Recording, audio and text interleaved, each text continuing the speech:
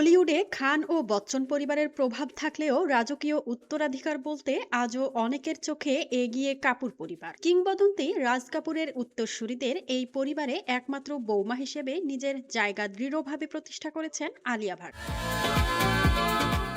অভিনয়, প্রযোজনা আর সংসার সব দিক সামলিয়েই ইতোমধ্যে শ্বশুরবাড়ির মন জয় করেছেন এই তারকা।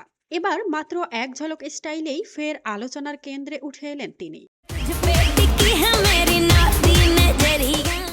সম্প্রতি মুম্বাইয়ের একটি অনুষ্ঠানে উপস্থিত হন আলিয়া ভাট। সেখানে তার ছিমছাম মেকআপ ও পরিমিত স্টাইলের পাশাপাশি নজর কাড়ে পোশাকের একটি বিশেষ দিক। তিনি যে শার্টটি পরেছিলেন সেটির বুকের কাছে সাদা সুতোয় নকশা করে লেখা ছিল কাপুর। ছোট্ট এই স্টাইল স্টেটমেন্টটি মুহূর্তেই উপস্থিত সবার দৃষ্টি কাড়ে।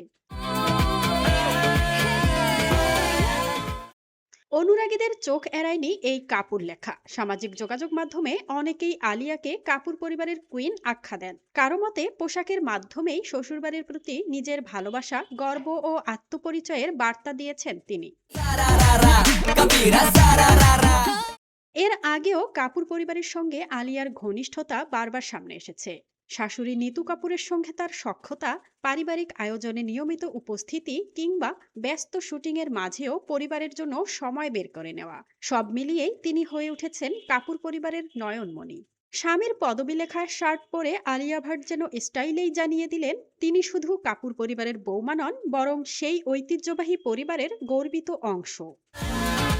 মাজহাবিন মৌ, ডেস্ক রিপোর্ট, RNB নিউজ।